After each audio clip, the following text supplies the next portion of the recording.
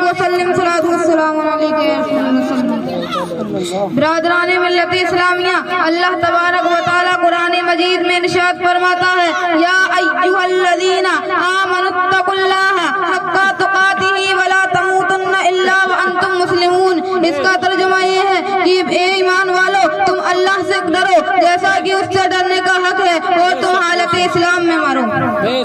برادران ملت اسلامیہ، دنیا میں خوش نصیب انسان وہ ہے مرتے وقت جو حالت اسلام میں ہو، مرتے وقت جس کی زبان پر لا الہ الا اللہ محمد الرسول اللہ ہو۔ دنیا میں خوش نصیب انسان وہ ہے جو اس دنیا سے اسلام کی سلامتی کے ساتھ جائے۔ برادران ملت اسلامیہ، لیکن مسلمان کسے کہتے ہیں؟ کیا لمبی داڑھی رکھ لینے کا نام مسلمان ہے؟ یوں تو بہت سے سادھو اور جوگی بھی لمبی داڑھی رکھ لیتے ہیں۔ کیا کرتا اور پاجامہ پہن لینے کا نام مسلمان ہے؟ یوں تو لیڈر اور نیتا بھی کرتا پاجامہ پہن لیتے ہیں۔ کیا گوشت کھانے کا نام مسلمان ہے؟ یوں تو بہت سی قومیں گوشت کھاتی نظر آتی ہیں۔ کیا ٹوپی اور پگڑی پہننے کا نام مسلمان ہے؟ یوں تو پنجابی اور دیگر قوم بھی ٹوپی اور پگڑی پہن لیتی ہیں۔ برادران ملت اسلامیہ، بلکہ اللہ اور رسول کو ماننے کا نام مسلمان ہے۔ اللہ اور رسول کے نام پر جان نوچاور کرنے کا نام مسلمان ہے۔ اللہ اور رسول کے ہر حکم پر جان و مال کی قربانی دینے کا نام مسلمان ہے۔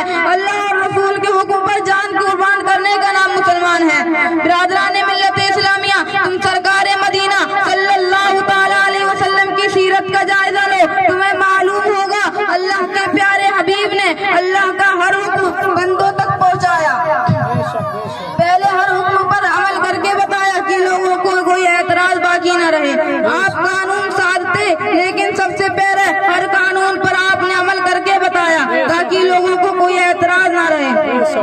اس دور میں لوگ قانون تو بناتے ہیں لیکن اس پر خود ہی عمل نہیں کرتے، اسی لیے وہ قانون زیادہ دنوں تک نہیں چلتا۔ لیکن ہمارے سرکار مدینہ صلی اللہ تعالی علیہ وسلم نے جس بات کا حکم دیا پہلے اس پر عمل کر کے بتایا۔ سرکار مدینہ صلی اللہ تعالی علیہ وسلم نے نماز کا حکم دیا تو پہلے نماز خود پڑھ کر بتائی۔ قربانی کا حکم دیا تو پہلے خود قربانی کر کے بتائی۔ تجارت کا حکم دیا تو پہلے خود تجارت کر کے بتائی۔ برادران ملت اسلامیہ، سرکار مدینہ صلی اللہ تعالی علیہ وسلم نے بیوہ عورت سے شادی کا حکم دیا تو پہلے بیوہ عورت سے خود شادی کر کے بتائی۔ یتیموں کے ساتھ دست شفقت کا حکم دیا تو پہلے خود یتیموں کے ساتھ دست شفقت کیا۔ پڑوسیوں کے ساتھ حسنی سلوک کا حکم دیا تو پہلے خود پڑوسیوں کے ساتھ حسنی سلوک کیا۔ برائی سے دور رہنے کا حکم دیا تو مہد سے لے کر لحد تک آپ برائی سے دور رہے۔ اور جھوٹ نہ بولنے کا حکم دیا تو آپ تصور جھوٹ سے بھی کوسوں دور رہے۔ اسی لیے تو جو قانون بانی اسلام نے آج سے 1400 سال پہلے قائم کیا تھا آج تک قائم ہے اور کل قیامت تک قائم رہے گا۔ برادران ملت اسلامیہ، آج ہم نعرہ لگاتے ہیں گوشت کا دامن نہیں چھوڑیں گے، آج ہم بڑے زور و شور سے نعرہ لگاتے ہیں خواجہ کا دامن نہیں چھوڑیں گے، آج ہم بڑے جوش میں نعرہ لگاتے ہیں رسول کا دامن نہیں چھوڑیں گے، آج ہم بڑے پرتپاک انداز میں نعرہ لگاتے ہیں اولیاء کا دامن نہیں چھوڑیں گے۔ کیا ہم نے کبھی غور کیا ہے کہ رسول کے دامن میں پناہ لینے کا مطلب کیا ہے؟ کیا ہم نے کبھی غور کیا ہے کہ غوث کے دامن سے لپٹ جانے کا مطلب کیا ہے؟ کیا ہم نے کبھی غور کیا ہے کہ خواجہ کے دامن سے وابستہ ہو جانے کا مطلب کیا ہے؟ کیا ہم نے کبھی غور کیا ہے کہ اولیاء کے دامن سے وابستہ ہو جانے کا مطلب کیا ہے؟ برادران ملت اسلامیہ، جس دن ہم دامن رسول سے پناہ لے لیں گے، جس دن ہم اپنے ہاتھ میں دامن رسول لے لیں گے، نماز کے پابند ہو جائیں گے، اور جس دن غوث کے دامن سے لپٹ جائیں گے یہ ساری دنیا ہماری ٹوکر میں ہو جائے گی۔ جس دن خواجہ کے دامن سے وابستہ ہو جائیں گے ہماری زندگی کا ایک ایک لمحہ، ایک ایک پل اعتبار شریعت میں گزرے گا۔ اور جس دن اولیاء کے دامن میں پناہ لے لیں گے فرائض کو ترک کرنا تو بہت دور کی بات ہے، ہم سنت کو بھی نہیں چھوڑیں گے۔ برادران ملت اسلامیہ، حضرت ابوبکر صدیق رضی اللہ تعالیٰ عنہ نے رسول کا دامن تھام لیا تو صدیق اکبر ہو گئے۔ ایک چور نے غوث اعظم کا دامن تھام لیا تو مخدوم جہاں ہو گیا۔ برادران ملت اسلامیہ، اولیاء نے خواجہ آج ہمارے چہرے پر داڑھی نہیں اور ہم نعرے لگاتے ہیں غوث کا دامن نہیں چھوڑیں گے، آج ہم مسجد میں جانا گوارا نہیں سمجھتے، نعرے لگاتے ہیں خواجہ کا دامن نہیں چھوڑیں گے، رمضان کے روزے چھوڑے بیٹھے ہیں، نعرے لگاتے ہیں رسول کا دامن نہیں چھوڑیں گے، قرآن کی تلاوت چھوڑے بیٹھے ہیں، نعرے لگاتے ہیں رسول کا دامن نہیں چھوڑیں گے، سنت کو ترک کیے بیٹھے ہیں، نعرے لگاتے ہیں رسول کا دامن نہیں چھوڑیں گے، فرائض کو فراموش کیے بیٹھے ہیں، نعرے لگاتے ہیں رسول کا دامن نہیں چھوڑیں گے۔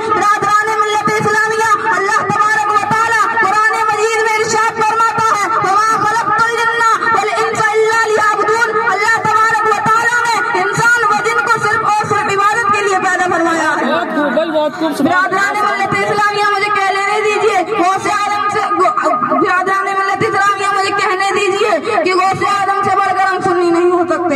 ہم نے کبھی غوث اعظم کا دامن تھاما ہی نہیں تو چھوڑنے کا سوال کیا پیدا ہوتا ہے. ہم نے کبھی خواجہ کا دامن تھاما ہی نہیں تو چھوڑنے کا سوال کیا ہوتا ہے. ہم نے کبھی رسول کا دامن تھاما ہی نہیں تو چھوڑنے کا سوال کیا ہوتا ہے. ہم نے کبھی اولیاء کا دامن تھاما ہی نہیں تو چھوڑنے کا سوال کیا ہوتا ہے. برادران ملت اسلامیہ جس دن ہم دامن رسول کو اپنے ہاتھ میں لے لیں گے، جس دن ہم دامن رسول سے لپٹ جائیں گے، جس دن ہم دامن رسول سے وابستہ ہو جائیں گے، ہماری زندگی کا ایک ایک لمحہ، ایک ایک پل اعتبار شریعت میں گزرے گا. اور جس دن غوث کے دامن سے لپٹ جائیں گے، فرائض کو ترک کرنا تو بہت دور کی بات ہے، ہم سنت کو بھی نہیں چھوڑیں گے. اور جس دن خواجہ کے دامن سے وابستہ ہو جائیں گے، ہماری زندگی کا ایک ایک لمحہ، ایک ایک پل اعتبار شریعت میں گزرے گا. اور جس دن رسول کے دامن سے وابستہ ہو جائیں گے، یہ ساری دنیا، یہ ساری کائنات ہماری ٹوکر میں ہو جائے گی. کسی شاعر نے کیا خوب فرمایا ہے کہ محمد سے وفات ہونے تو ہم تیرے ہیں، کہ محمد سے وفات ہونے تو ہم تیرے ہیں، یہ جہاں چیز کیا ہے لوح و قلم تیرے ہیں.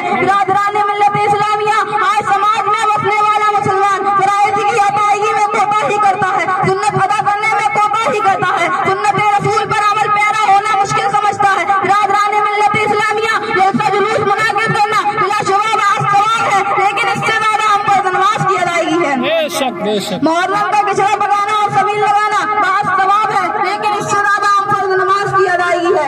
پیر و مرشد کی خدمت کرنا بلا شبہ باعث اجر و ثواب ہے، لیکن اس سے زیادہ ہم پر نماز کی ادائیگی ہے. مقدس راتوں میں سب گشتی کر کے تسبیح و تحلیل کا اہتمام کرنا بلا شبہ باعث اجر و ثواب ہے، لیکن اس سے زیادہ ہم پر نماز کی ادائیگی ہے. برادران ملت اسلامیہ لیکن آج ہم جب سماج کا جائزہ لیتے ہیں تو ہمیں معلوم ہوتا ہے کہ لوگ نیاز و باتوں میں توجہ تو دیتے ہیں لیکن نماز پڑھتے نظر نہیں آتے. مزاروں پر حاضری تو دیتے ہیں لیکن وہیں بنی ہوئی مسجد میں 4 رکعت نماز ادا نہیں ہو پاتی.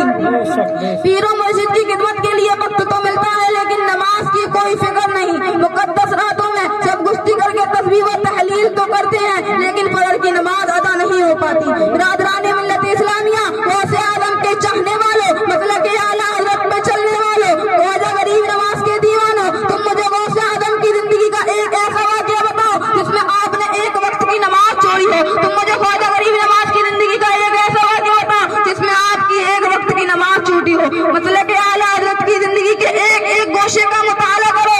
فرائض کو ترک کرنا تو بہت دور کی بات ہے، سنت کو بھی چھوڑا ہو تو مجھے بتاؤ. مجاہدین اسلام نے اللہ کی راہ میں لڑتے ہوئے نماز نہیں چھوڑی اور عین لڑائی میں سجدہ رید ہو گئے. امام حسین علی مقام نے کربلا کے میدان میں سر کٹا دیا لیکن نماز قضا نہیں ہونے دی. میرے سنی بھائیوں، اگر تم سنیت کو بدنام ہونے سے بچانا چاہتے ہو تو نیاز و پاتا کے ساتھ ساتھ اپنی نماز کا اہتمام کرنا ہوگا. مقدس راتوں میں سب گشتی کر کے تسبیح و تحلیل کے ساتھ ساتھ اپنی نماز کا اہتمام کرنا ہوگا. محرم کا کچرا پکانا اور سبیل لگانے کے ساتھ ساتھ اپنی نماز کو قضا ہونے سے بچانا ہوگا. برادران ملت اسلامیہ مجھے کہہ لینے دیجیے غوث اعظم سے بڑھ کر ہم سنی نہیں ہو سکتے، خواجہ غریب نواز سے بڑھ کر ہم سنی نہیں ہو سکتے، مسلک اعلیٰ حضرت سے بڑھ کر ہم سنی نہیں ہو سکتے، مفتی اعظم ہند سے بڑھ کر ہم سنی نہیں ہو سکتے، امام عشق و محبوب امام احمد رضا سے بڑھ کر ہم سنی نہیں ہو سکتے. برادران ملت اسلامیہ جب ان تمام حضرات نے ان تمام چیزوں کو نماز پہ توقید نہیں دی تو آپ کی ہماری گنتی کیا ہے؟ ہم تو ان کے خادم ہیں، ان کے نقش قدم پر چلنا ہمارے لیے معراج زندگی ہے. تبھی تو کسی شاعر نے کیا خوب فرمایا ہے کہ محمد تقدیر کے پابند نباتات و جمادات، تقدیر کے پابند نباتات و جمادات، مومن فقط احکام الہی کا پابند. وما علینا الا البلاغ. السلام علیکم ورحمۃ اللہ.